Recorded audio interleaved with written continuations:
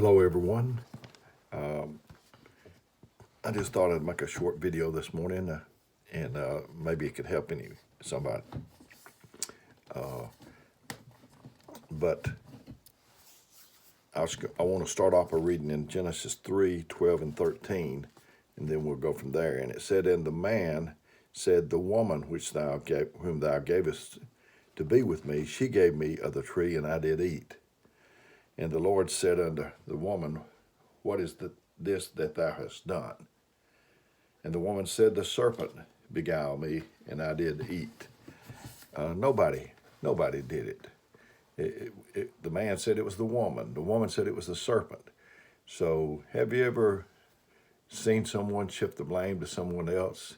Have you ever been guilty of it yourself? In other words, it wasn't me. It sounded like something we did as children. Get into something we'd tell our mother or daddy. It wasn't me. And I think that until you learn to take responsibility and stop making excuses, your potential is going to be limited on the same scale. I know that when we're children, we lack maturity and we pitch a fit about everything. Well, that same fit is not acceptable when you get to be an adult. And it might fly when you're a child for a little while, but it won't as an adult. And we need to mature up. I also wanted to read, it says, it's talking about when Moses went up on the mount to get the Ten Commandments, and Moses turned and went down from the mount, and the two tables of testimony were in his hand. The tables were written on both sides, on the one side and on the other were they written, and the tables were the work of God, and the writing was the writing of God, graven upon the tables. And when Joshua heard the noise of the people as they shouted, he said to Moses, There is a noise of war in the camp. And he said, It's not the voice of them that shout for mastery, neither is it the voice of them that cry for being overcome, but the noise of them that sing do I hear.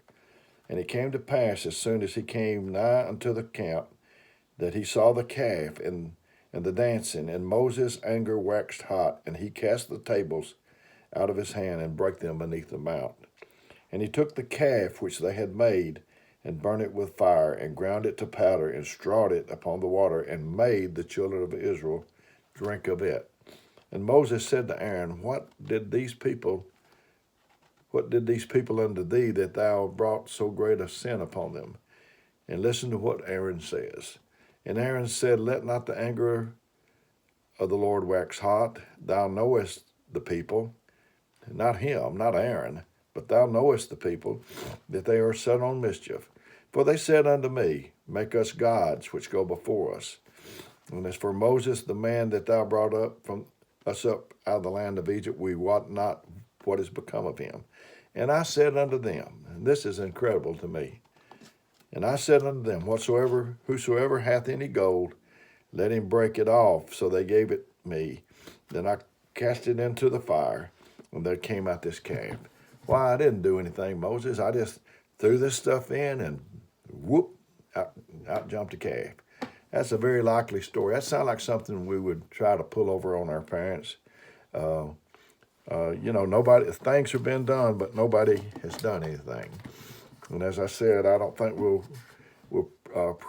progress any until we start taking responsibility. And I've got one more place to read. I guess it wasn't me. In other words, I'm talking about excuses. And I don't even know if I'll read this, but over in Luke, where he has the Great Supper, they provide excuses why they can't come. And one said that he'd bought a piece of ground and he needs to go see it. I made an audio on this very subject on excuses, so I'm not going to try to go back through all of that, but he said that he had to go see about a piece of ground. Now, we're talking at night. How are you going to see that at night? Don't you know that a crooked real estate agent would just love this, for you to do that? And then the next man said that he had bought 5 yoke of oxen. You can't that's just an excuse looking at oxen at night.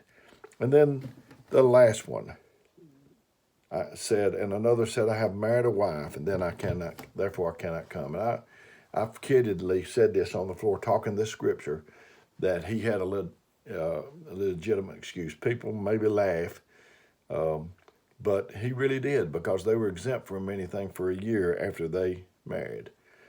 And I'm in my office right now. I've got a garbage can. You can't see it, but it's over there. And if you ask me what's in that can, I wouldn't say, well, there's a banana peel. Let me look. There's an apple core. I just say it's garbage. So your excuse, I had to mow the yard, Brother Dale. I come, get off my back. I come on Saturday night if Alabama's not playing, or if I don't have to mow my yard or something. Just like that can.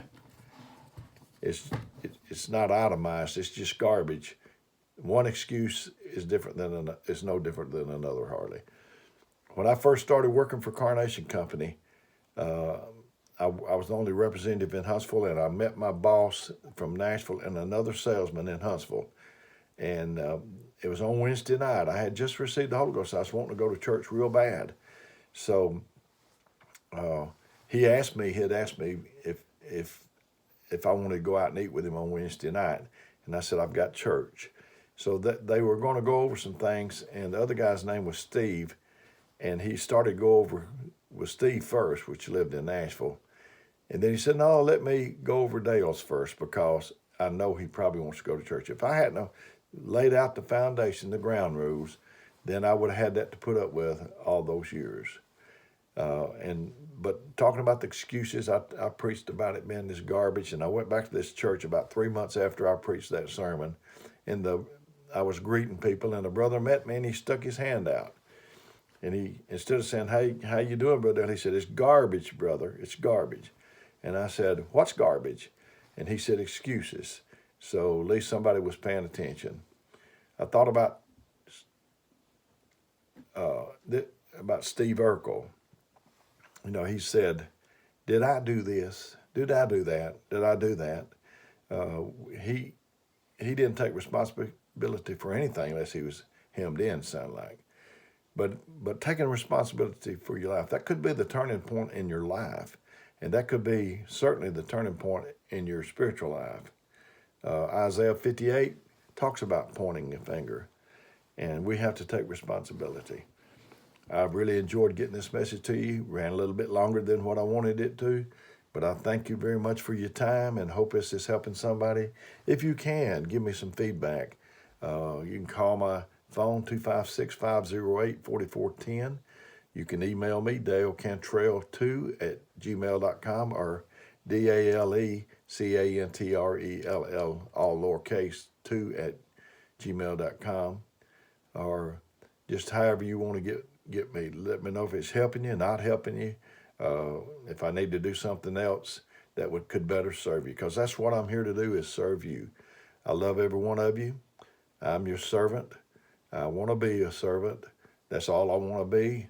There's not a traffic jam on the road to being a servant. So may the good Lord bless you until next time.